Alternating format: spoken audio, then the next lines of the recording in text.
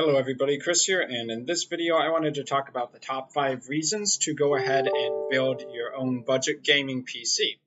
So, computers, we all use them, we all love them, and it's perfectly fine to go out and buy an average PC such as a Dell from the retailers. You can plug it in, you don't really have to do anything else to get it working, and you usually pay a decent price for it.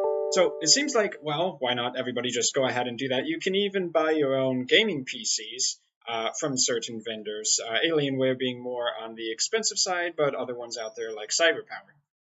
So building your own gaming PC, especially a budget one, what's the advantage there? Well, for one thing, it might seem like computers are really complicated to put together. They are complicated in how they actually operate.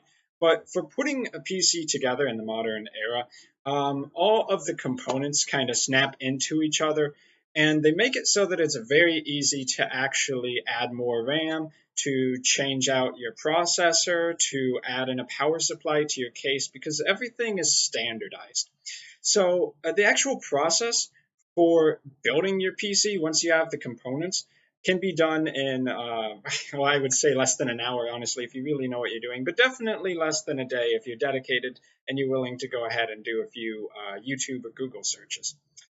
And secondly, one of the sweet things is that you get to pick out your own case. So most of the standard cases for desktops and even most laptop frames are kind of boring. Yes, they have ones out there that are specifically designed for games, but often you end up paying quite a bit for those pre-built gaming PCs.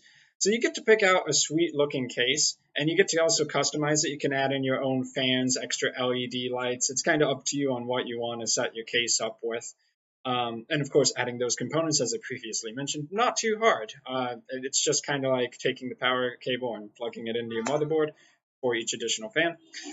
So you really get to have some nice customization. And when people come over to your house and they see a nice, cool-looking gaming case, they're going to definitely be a little curious. And this kind of leads into point 5, actually, where it gives you the bragging rights that other people might not have. Now, it's kind of a minor thing, but if you're a pretty serious gamer, the fact that you built your own gaming PC is pretty sweet. So that's point 5. But back to 3, and this is among the more serious points.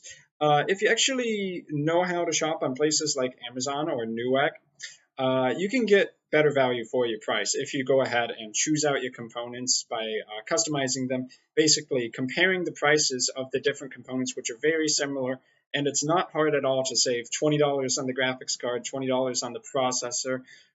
You go down the list of components, and by the end of it, you may have knocked 15, 20%, or even more off the price of a gaming PC that otherwise would have had to be kind of built by some of these custom companies. And that would have basically made you pay more money for the same components. And kind of going in line with being able to customize everything. The fourth point, I guess technically point 5 for this video, is that you can focus on exactly the areas you need. So a average PC, even an average gaming PC that you just go ahead and buy from the retailers, it's not going to have things like a solid state drive, or it might not have enough RAM for what you actually need it to do. If you do a lot of Photoshop, video editing, 3D modeling, in addition to just the gaming, then having a lot of RAM is nice. But they might try to give you 8 gigs of RAM, where really you want to have 16 gigs in this day and age.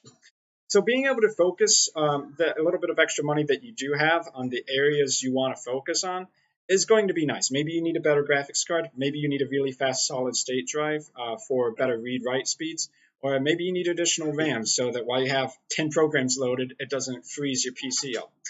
But those are going to be the top 5 reasons for building your own gaming PC, especially for budget ones. I hope this kind of encourages some people out there. Do your research beforehand. It's not too complicated to figure out. Make sure you have the right form factors. Like if you have an ATX motherboard, make sure it goes in an ATX case, for instance. Pretty common sense, right? And I've been Chris. Thanks for watching this video, and I'll see you guys in my future video content.